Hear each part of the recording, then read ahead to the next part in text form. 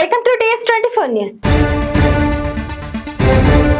కేంద్ర ప్రభుత్వ ఉద్యోగులు పెన్షన్దారుల్లో బిగ్ టెన్షన్. ఈసారి 8వ వేతన సంఘంపై ప్రభుత్వ ఉద్యోగుల అంచనాలు భారీగా పెరిగాయి. Indian railway technical supervisors association ఇచ్చిన కొత్త ఫార్ములా ప్రకారం ఉద్యోగ స్థాయిని బట్టి వేర్వేరు ఫిట్మెంట్ ఫ్యాక్టర్లు పెట్టాలని గట్టిగా డిమాండ్ చేస్తున్నారు. ఇది గాని అమలైతే కొంతమంది సీనియర్ అధికారుల కనీస జీతాలే 400% వరకు పెరిగే అవకాశం ఉందని చర్చ నడుస్తోంది. దీని కారణంగా కేంద్ర ప్రభుత్వంపై అధిక భారం పడొచ్చనే ఆందోళన కేంద్రంలో పెరుగుతోంది. సాధారణ వేతన సవరణ బదులుగా వివిధ ఉద్యోగ సంఘాలు ప్రభుత్వానికి అనేక భారీ ప్రతిపాదనలను సమర్పించాయి. ప్రభుత్వ వర్గాలకు ఉద్యోగ సంఘాలకు మధ్య జరిగిన చర్చలు గత వేతన సంఘాలతో పోలిస్తే ఈసారి ఉద్యోగుల అంచనాలు చాలా ఎక్కువగా ఉన్నాయని స్పష్టంగా సూచిస్తున్నాయి. ఇంత భారీ జీతాలు, పింఛన్ల పెంపు వల్ల ప్రభుత్వ ఖజానాపై పడే ప్రత్యక్ష ప్రభావమే ప్రభుత్వానికి అతిపెద్ద సవాలుగా మారనుంది. అందుకే కమిషన్లో దీనిపై పెద్ద ఎత్తున చర్చలు మొదలయ్యాయి. ఇకపై ఉద్యోగులందరికీ ఒకే విధమైన ఫిట్మెంట్ ఫ్యాక్టర్ను వర్తింపజేసే పరిస్థితి ఉండకపోవచ్చు. వివిధ వేతన స్థాయిల ఆధారంగా వేర్వేరు గుణకాలను వర్తింపచేయాలని IRTCA ప్రతిపాదించింది. 1 నుంచి 5 లెవెల్కు 2.92, 6 నుంచి 8 లెవెల్కు 3.50, 9 నుంచి 12 లెవెల్కు 3.80, 13 నుంచి 16 లెవెల్కి 4.09, అత్యంత సీనియర్ లెవెల్కు 17, 18లకు 4.38 ఫిట్మెంట్ ఫ్యాక్టర్ను సంస్థ డిమాండ్ చేసింది. ఈ ఫార్ములా ప్రభావం భారీగా ఉండవచ్చు. ఉదాహరణకు 17, 18 లెవెల్ అధికారుల ప్రస్తుత మూల వేతనం సుమారు 2.5 లక్షల నుంచి దాదాపు 10.95 లక్షలకు పెరగవచ్చు. అలాగే మిడిల్ లెవెల్ ఉద్యోగుల కనీస వేతనం 45,000 నుంచి దాదాపు 1.57 లక్షలకు పెరగవచ్చు. అసలు శంషాబాద్ భూ కుంభకోణం వెనుక ఉన్నది ఎవరు? అతని పేరు ఎందుకు చెప్పట్లేదు అని అడుగుతున్నారు స్కూళ్లకు వైస్ చైర్మన్. ఒక చిల్లరగాడు దీని వెనుక ఉన్నాడని చెప్పడానికి సిగ్గుపడి చెప్పట్లేదు. ప్రమోషన్ల కోసం, బదిలీల కోసం అతని ఇంటి ముందు అధికారులు లైన్ లో నిలబడుతున్నారు. ఏ అర్హత లేని ఒక చిల్లరగాడు పెత్తనం చెలాయిస్తుంటే కాంగ్రెస్ పెద్దలకు సిగ్గు అనిపిస్తలేదా? పంట కొనమని చెప్తే ఆర్టీసీ డ్రైవర్ అశోక్ ను సస్పెండ్ చేస్తారు, కానీ కుంభకోణం చేసిన MR1 సస్పెండ్ ఎందుకు చేయరు అంటూ ఆగ్రహం వ్యక్తం చేశారు బీఆర్ఎస్ నాయకుడు పటోల కార్తిక్ రెడ్డి. సో నేను ఈరోజు ప్రెస్ మీట్, శ్రీనివాస్ రెడ్డి గారు ప్రెస్ మీట్ పెట్టినప్పుడు రెస్పాండ్ అవుతారేమో, బహుశా తప్పు జరిగిందని ఒప్పుకుంటున్నారు ఇప్పుడు ప్రభుత్వం. ఎట్లా MRO గారిని అక్కడి నుంచి ట్రాన్స్ఫర్ చేయడం జరిగింది అంటే ఏంది అర్థం? తప్పు జరిగిందనే కదా. కలెక్టర్ గారు సంజాయించుకోవాల్సి వచ్చిందంటే ఏంది అర్థం? తప్పు జరిగినట్టే కదా. కరీంనగర్లో ఒక ఆర్టీసీ డ్రైవర్ని ఒడ్లు కొనండియా, మక్కను కొనండియా అంటే ఆయనను సస్పెండ్ చేస్తారు, డిస్మిస్ చేస్తారు. MRO 100 ఎకరాలు హైదరాబాద్ శంషాబాద్లో మన ఎయిర్పోర్ట్ నడి బొడ్డున పక్కన ఉన్న ప్రాంతంలో 100 ఎకరాల ప్రభుత్వ భూమిని ప్రొసీడింగ్లు ఇచ్చేసి ప్రైవేట్ వాళ్ళకి దారదత్తం చేస్తే మీరేంది ట్రాన్స్ఫర్ చేస్తారా? డిస్మిస్ చేయరు. Where is your enquiry? Vigilance enquiry ఎక్కడుంది? అన్నిటికన్నా విచిత్రమైన విషయం మీ అందరితో మాట్లాడాలని ఎందుకు అనుకున్నానంటే అసలు దీని వెనకాల ఉన్నది ఎవరు? ఏ వ్యక్తి ఉన్నాడు?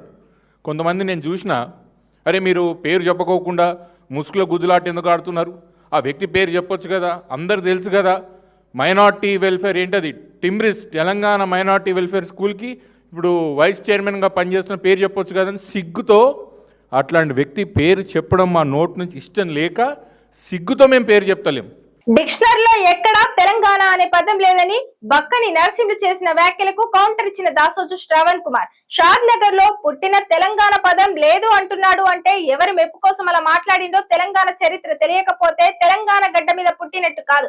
చంద్రబాబు సంతోషం కోసం చిల్లరగా మాట్లాడితే తెలంగాణ ద్రోహిగా ఆయన మిగిలిపోతాడు అంటూ ఘాటు వ్యాఖ్యలు చేశారు ఎమ్మెల్సీ దాసోజు శ్రవణ్. బక్కాని నరసింహులు గారు మరి ఆయన ఏ దేశంలో పుట్టిండో, మరి ఇక్కడ శంషాబాద్ ఆయన అనుకుంటా కదా, షాద్ నగర్ ఆయన. మరి షాద్ నగర్లో పుట్టి తెలంగాణ లేదంటుండంటే మరి ఆయన ఎవరి మెప్పు కోసం అంత అడ్డందిడ్డంగా మాట్లాడిండో నాకు అర్థం కావట్లేదు. తెలంగాణ 1000 సంవత్సరాల చరిత్ర కలిగినటువంటి ఒక ప్రాంతము. ఈ ప్రాంతానికి ఒక భాష ఉంది, సంస్కృతి ఉంది, సాహితీపరమైన చరిత్ర ఉంది. అది తెలియకపోతే తెలంగాణ గడ్డ మీద పుట్టినట్టు కాదు. నేను బక్కాని నరసింహులు గారు బహుజన బిడ్డ, నేను ఇంతకంటే ఎక్కువ మాట మాట్లాడదలుచుకోలేదు. కానీ చంద్రబాబు నాయుడు బావ కళ్ళల్లో సంతోషం కోసం నేను తుపాకులు కాల్చినా అని వాడెవడో హంతకుడు అన్నట్టుగా తెలంగాణ అస్తిత్వం పైన, ఆత్మగౌరవం పైన దాడి చేసే విధంగా బక్కాని నరసింహులు గారు చంద్రబాబు నాయుడు గారును ఆ వేదిక మీద కూర్చున్నటువంటి ఒక ఆంధ్ర పెద్దల యొక్క కళ్ళల్లో సంతోషం కోసం చిల్లరగా మాట్లాడితే తెలంగాణ ద్రోహిగా ఆయన మిగిలిపోతాడు, ఆయన చరిత్రలో లేకుండా పోతాడు. I leave it is wisdom. But I'm questioning Telugu Desam party. How do you allow such kind of a thing? Bakkani Narasimhulu అనేట ఆయన తెలుగుదేశం తెలంగాణ శాఖ అధ్యక్షుడు తీసిపడేవా తెలంగాణ మాజీ అధ్యక్షుడు, పోలిట్ బ్యూరో మెంబర్, మాజీ అధ్యక్షుడు ఆయన కొన్ని రోజులు అధ్యక్షుడు చేసిండు. తీసిపడే తెలంగాణ ఆఫీస్ ఇక్కడి నుంచి. తెలంగాణ తెలుగుదేశం కదన్నా, ఇప్పుడు తెలుగుదేశం శాఖ తెలంగాణ అంటారు కదా, తీసిపడేయండి మరి తెలంగాణ అని చెప్పని. తెలంగాణ చరిత్రే లేదు, ఆ గుర్తే లేదు, ఆ పదమే లేదు. అప్పుడెప్పుడు ఆయన స్పీకరు యనమల రామకృష్ణుడు అన్నాడు, తెలంగాణలో అసెంబ్లీలో తెలంగాణ పదమే ఉండొద్దంటే పట్టుబట్టి కేసీఆర్ మెడలు వంచి చంద్రబాబు నాయుడుతో జై తెలంగాణ అనిపించిండు. మహబూబ్ నగర్ జిల్లా దేవరకద్ర నియోజకవర్గం కొనుగోలు కేంద్రంలో అకాల వర్షానికి నీట మునిగిన ధాన్యం కొనుగోలు కేంద్రాన్ని సందర్శించిన బీఆర్ఎస్ ఎమ్మెల్యే ఆల వెంకటేశ్వర్ రెడ్డి. నేను దేవరగారి ఎక్స్ఎమ్మెల్యేను ఆల వెంకటేశ్వర్. మేడం ఈ భూత్పూర్ మండలి అస్నాపూర్ వచ్చినామమ్మా, రాత్రి వర్షం పడి సంచులు మొత్తం మునిగిపోయినాయి. ఈ భూత్పూర్ మండల్ అస్నాపూర్ చేపట్టే 2 విలేజ్లు అస్నాపూర్లో. నేను ఇక్కడే ఉన్నా. అయితే అస్నాపూర్ విలేజ్ గ్రామ పంచాయతీ ఏదమ్మా, ఇక్కడనే ఈ ఐకేపీ సెంటరే ఉంది అస్నాపూర్లో. అయితే ఇప్పుడు ఏ రైతు వరి ధాన్యం మొత్తం మునిగిపోయిందో శ్రీనివాసులని, అతను చెప్పేది ఏంటంటే ఈ అస్నాపూర్లో ఎవరైతే ఐకేపీ సెంటర్ ఉండడో వెంకటయ్య అని, అతను దాదాపు వారం రోజుల నుంచి ఎత్తమంటే లారీ వస్తే కూడా సగం లారీ ఎత్తి పంపించేసి ఒక బ్యాగుకు 15 రూపాయలు అడిగిందట. నేను ఇయ్యను అనేసరికి ఒక లారీ వస్తే లారీలో సగమే పెట్టి సగం పంపించేసి ఇలా సడన్గా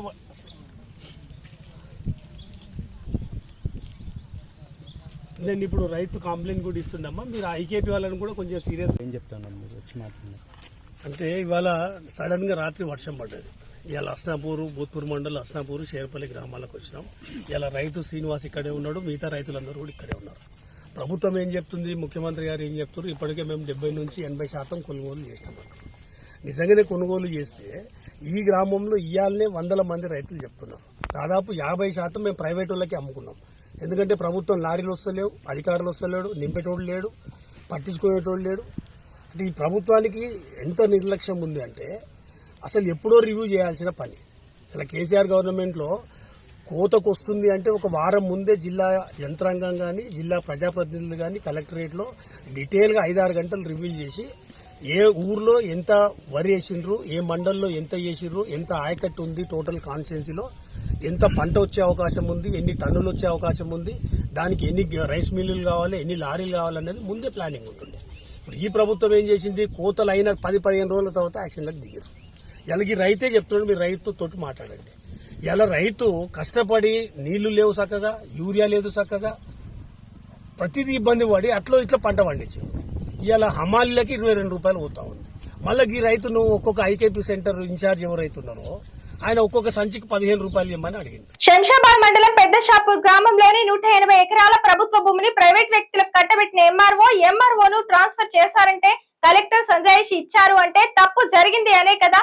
పంట కొనమని చెప్తే ఆర్టీసీ డ్రైవర్ అశోక్ ను సస్పెండ్ చేస్తారు, కానీ కుంభకోణం చేసిన ఎంఆర్ఓను సస్పెండ్ ఎందుకు చేయరు?